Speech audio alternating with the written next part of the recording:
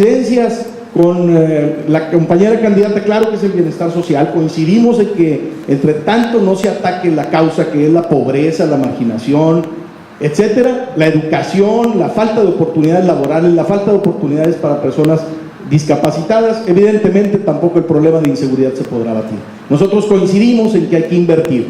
¿Qué nos hace diferentes simplemente, o qué diferencia encontramos con el candidato López Obrador? Pues simplemente yo muy preocupado que en el último debate de manera ficta reconociera que él no quiere alianzas con los países del mundo, que simplemente cada que se le preguntaba si quería fortalecer las relaciones internacionales, se dedicaba a decir: voy a fortalecer solamente la vida pública de nuestro país. México no puede estar aislado, y eso a mí me preocupa, y eso es lo único que le veo de diferencia. En el fondo está coincidente, pero en la forma no. Yo no quiero un Cuba en México, yo no quiero un Chávez en México, y por ende, de ninguna manera pueden ser coincidentes nuestras propuestas. Nosotros sí creemos en las relaciones internacionales, sí creemos en un México grande, sí creemos en un México de prestigio, y sí creemos en un México mejor para todos. Muchas gracias, Héctor. Katia, ¿alguna réplica? Sí, bueno, hay una gran diferencia que yo creo que sea la principal, que el movimiento progresista tiene un proyecto de nación. Si a diferencia de las otras plataformas no tienen un proyecto así bien delineado, bien estudiado, aquí sí ya hay un gabinete que le ha entrado ya de antemano, y ahí se muestra la transparencia, ¿sí? Que Andrés Manuel ya se está comprometiendo de entrada a la transparencia, diciendo: estos son los que van a ocupar las secretarías de Estado, ellos son los que han trabajado, no voy a gobernar solo, voy a gobernar con apoyo de ellos, ¿no? Que son expertos, son gente honrada. Y otra cuestión, bueno, en el debate yo sabía que Cuadri le estaba haciendo el juego a Peña Nieto, ahora me queda más claro, y definitivamente esa no fue la respuesta de Andrés Manuel. Lo que él estaba diciendo en todo caso, y habría que enfatizar en eso para no descontextualizar, es que primero se tiene que fortalecer la política interna para entonces poder hacer una relación pues equitativa y justa, y yo creo que eso es lo que nos ha faltado, ¿no? O sea, sí van a venir inversores de otros países para mayor explotación cuando no hay una reforma laboral, cuando no está bien reglamentado, cuando a las personas no se les dan posibilidades ni ningún tipo de compensación ni de servicios mínimos humanos. Entonces yo creo que ahí hay grandes diferencias. Absolutamente no es comparable López Obrador ni con Chávez, ni con Castro, ni con nadie de ellos. Yo creo que ya sobre eso ya se ha dicho demasiado, ¿no? Entonces me gustaría ahí terminar mi intervención. Perfecto, pues muchísimas gracias. A la siguiente, bueno, quisiera plantearle dos temas de las preguntas que quedaron de la mesa primera, que eran temas federales. Los rescataré en este momento y seguramente habrá, bueno, vamos a ver si hay convergencia o divergencia. El primero de ellos se planteó mucho en las preguntas, pero como es materia federal la dejo para ahora. Es el tema del ejército en materia de seguridad interior. Andrés Manuel López Obrador ha planteado una postura, Enrique Peña Nieto ha planteado otra, y ustedes como aspirantes a diputados federales, como comentábamos, me gustaría saber, plantearles a nombre del auditorio, cuál es su posición respecto a que el ejército ocupe o no ocupe, o por cuánto tiempo ocupe más las calles en materia de seguridad interior. Tiene usted 2 minutos. El ejército ha dado resultados, son evidentes, ante la ausencia y carencia de cuerpos policíacos honestos, eficaces, y obviamente que estuvieran preparados para enfrentar el reto, sobre todo para la delincuencia organizada. No es lo deseable que el ejército permanezca para siempre, pero en este momento en que los mexicanos simple y sencillamente no vemos policías honestas, que de veras estén vigilando, cuidando al ciudadano, definitivamente nuestra postura es que las fuerzas federales permanezcan en México fungiendo como si fuera una policía civil, pero tiene que ser temporal. No podemos nosotros desgastar a nuestro ejército mexicano glorioso, que debe defender la soberanía nacional, con tareas simplemente de policía ante la ineficiencia de los gobiernos estatales del partido que sea. Hoy por hoy nosotros apostamos a la profesionalización de la seguridad pública, pero debe de ser, y desde el Congreso Federal lo impulsaremos, que las universidades de ciencias de la seguridad no solamente estén en Nuevo León y en otro estado, para blindar nuestro país de las fuerzas del crimen organizado, Tiene que haber universidades de ciencias de la seguridad en todo el país. Es la mejor y la mejor forma que podemos blindar a nuestro país en materia de seguridad. No podemos en Nuevo León tener muy buenos policías si nuestro vecino emigran malos policías. No podemos, si nosotros tenemos excelentes policías, si nuestro vecino de Tamaulipas, Coahuila, San Luis, etcétera, no está haciendo lo propio. Nosotros apostamos a la profesionalización de la policía, pero en este momento es necesaria la permanencia del ejército, de las fuerzas federales, porque los ciudadanos, en una encuesta que vi de niños, muchos, el 70 y tantos % de los niños quieren ser soldados cuando sean grandes. Quiere decir que han dado resultados. El más honesto forma de pensar y de sentir está en la niñez, que a pesar de su falta de edad, dice quiero ser soldado cuando sea grande. Entonces nuestra postura es que permanezcan de manera temporal hasta tanto existan policías eficaces, profesionales, honestos, que nos brinden y que recobren la confianza de los mexicanos en ellos. Muchas gracias, Katia. Tu posición respecto al ejército de las calles. Sí, pues, me gustaría escuchar que los niños dijeran que quieren ser científicos, que quieren ser sociólogos, humanistas, antes que digan que quieren ser soldados, ¿verdad? Pero bueno, falta todavía lo que decía ahorita del rezago, de la crisis educativa. Por otra parte, como comenté hace rato, yo no estoy de acuerdo en que la militarización sea la respuesta. Hay que aplicar políticas de largo aliento, responsables, que atiendan el origen, que atiendan, digamos, la complejidad del problema. La violencia, por cierto, es resultado, la condición en la que estamos ahorita es la respuesta o es el efecto de una pues irresponsable estrategia de lucha contra el narco. Entonces, no veo que haya sido la solución, al contrario, si estamos en la condición en la que estamos, ha sido por eso, ¿no?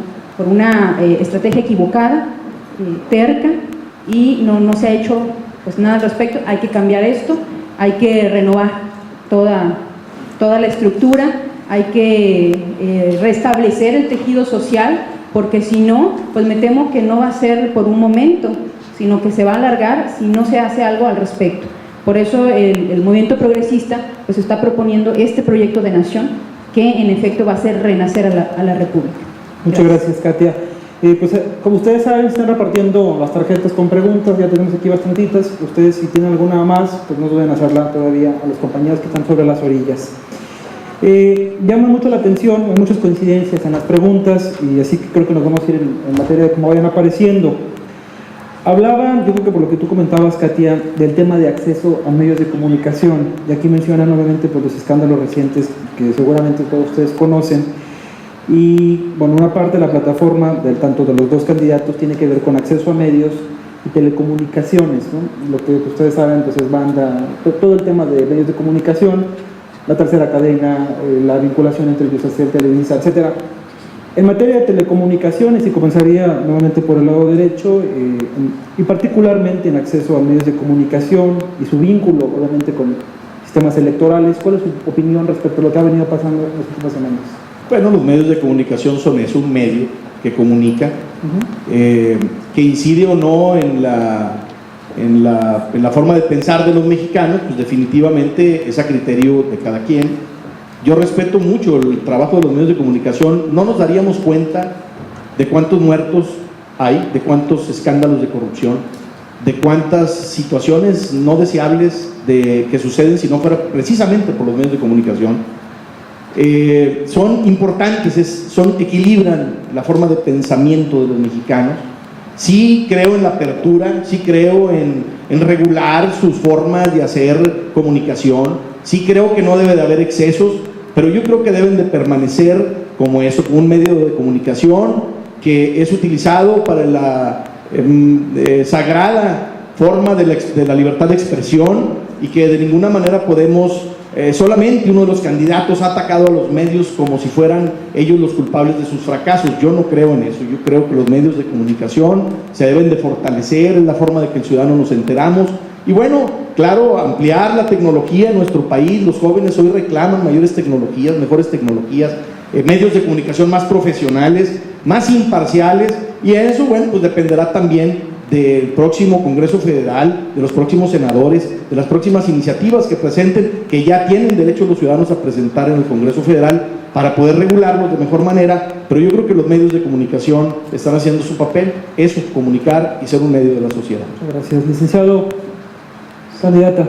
Sí, bueno, como legisladora lo que propongo es precisamente apoyar todas aquellas iniciativas que controlen o disminuyan las prácticas monopólicas que hoy en día pues se siguen implementando.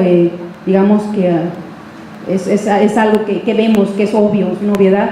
Vemos que solamente hay el duopolio televisivo, que ellos manejan la información a su antojo. Vimos cómo se cerraron al primer debate, no quisieron transmitirlo. ¿Por qué? Pues por un capricho, para demostrar su fuerza.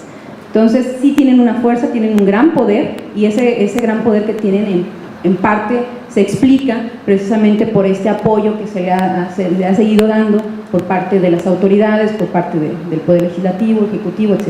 Entonces tiene que haber un cambio. Digo yo, la propuesta, o mi propuesta en particular, es en realidad de manera efectiva generar estrategias para una mayor competencia dentro de las telecomunicaciones, abogar por códigos de ética.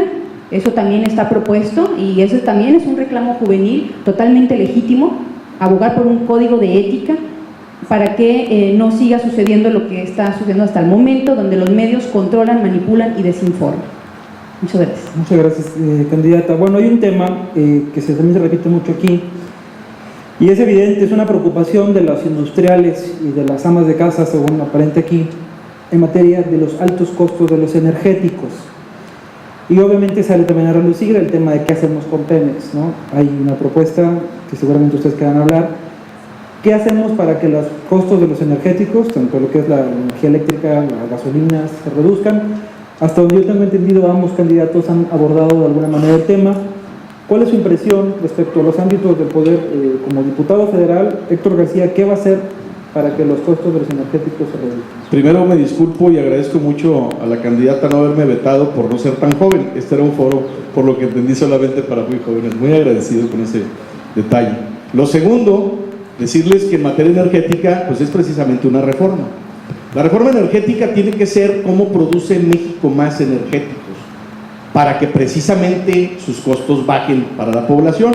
Nosotros tenemos que seguir produciendo hidrocarburos, obviamente exportando petróleo, tenemos que hacer más competitiva la empresa petrolera, pero debemos de pensar que también el medio ambiente y la sustentabilidad con la que debemos de empezar a pensar a futuro hará un día que Pemex no sea o no deberá de ser solamente la empresa que le dé fortaleza a nuestro país. Apostar solamente a Pemex sería tanto como apostar al futuro mediato o no tanto de nuestro querido México. Tenemos que hacer, sí, más inversión privada para Pemex, tenemos que permitir que entre la inversión privada teniendo la rectoría del Estado de Petróleos Mexicanos, pero sí permitiendo la innovación tecnológica, la inversión extranjera, la inversión de los propios empresarios e industriales mexicanos para hacerla más competitiva en el mundo, para hacer de Petróleos Mexicanos una empresa de clase mundial, como lo es, mejorarlo.